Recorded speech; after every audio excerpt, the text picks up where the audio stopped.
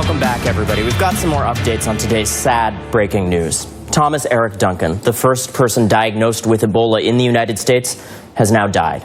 There are a lot of lingering questions about his death. Did delays in his treatment and the kind of treatment he received impact his chances of survival? Why didn't he receive the blood of Ebola survivor Dr. Kent Brantley when Dr. Richard Sacra did, and when cameraman Ashoka Mukpo is about to? NBC's Kate Snow is outside the hospital in Omaha, where doctors just asked Brantley for his blood to give to Mukpo. Kate, we understand Brantley was contacted and he did agree to donate this blood to Duncan as well. Why didn't that happen? Well, we don't know exactly why it didn't happen. What I can tell you is from Samaritan's Purse, the group that Dr. Brantley is currently a practicing physician for, they say that he was contacted by the Texas hospital. He volunteered, said, I would be happy to donate any blood, gave them his blood type, and then never heard back. So presumably, his blood type probably didn't match Mr. Duncan's blood type. We don't know that for certain, but that's what you would assume. NBC's Kate Snow reporting from Omaha. Thanks for that update, Kate. Just days ago, Thomas Eric Duncan's family made the long trip from North Carolina to Texas to see him. Yesterday, they went to the hospital in Dallas. They brought with them somebody interesting, Reverend Jesse Jackson, who they turned to for help, frustrated with the level of care the beloved relative they knew as Eric was receiving. Yesterday, while in Dallas, shortly before Mr. Duncan died, I spoke to the Reverend and to Duncan's nephew, Josephus. I'm just getting in my ear. Josephus Weeks, I apologize, about whether they think he and the family were mistreated. He had an interesting answer. Take a look at this, everybody. Well, yeah, we were being mistreated. We were being, again, stigmatized. We go in there, we were being, like, ostracized, like like we didn't belong there. By whom? By the hospital? By the hospital staff initially. We call and, get the phone hang up on. We stay on hold for 30 minutes. Sometimes we call, we get bounced around the hospital about 15 minutes and get told we can't speak to Eric. But after Reverend Jackson stepped in and he called, he put out the crowd for help for us. And a lot of people started changing their mindset and coming in to assist and, being more, receptive to our needs. Why do you think your uncle was turned away from the hospital initially?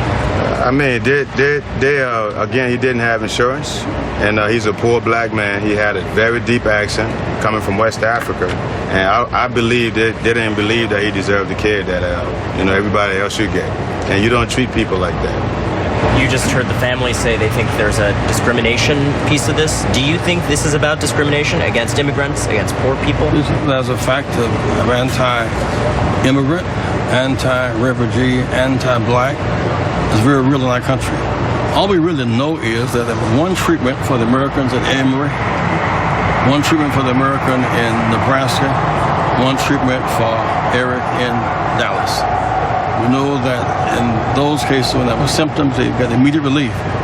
He had the symptom, came to a hospital, was turned away, and came back and lay there for 3 days, really on oxygen and drip and bed, sleeping into death until we began to protest, and now they've begun to make moves and make amends, and that's a good thing. But it did take a cry out from the public to make it happen. Do you think that delay in treatment could end up being the difference between life and death for Eric? It could be, but I hope not. I'm impressed, I must say, with the spirit of the hospital now, with the signs now. What lingering effect will have on his brain, we don't know. But the fact that his temperature is normalizing, blood pressure is normalizing, blood liver count is better, diarrhea is lessening, those are good signs. Still the infection around the lungs and the kidneys are a real concern because of their function in terms of, because he's on dialysis. For example. So they refuse to change his status, and they should not change his status prematurely. We don't want to have a feel-good report that's not substantive. So we are hoping and praying. Josephus, what's the most important thing you and the family heard at the hospital today? The most important thing that he is going to get the best care. The best care, and that's all we want. We don't want no better, no worse. The best care. The family journeyed a long way for this. You came all the way from North Carolina. What has the lowest point been in that journey to come here?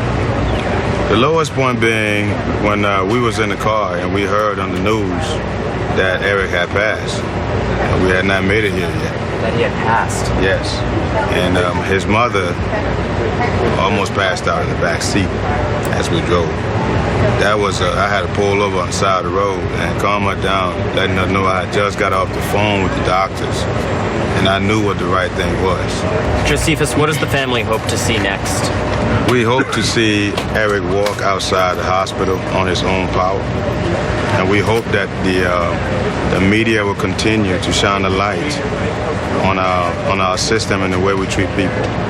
Because you have an accent doesn't mean you think with one.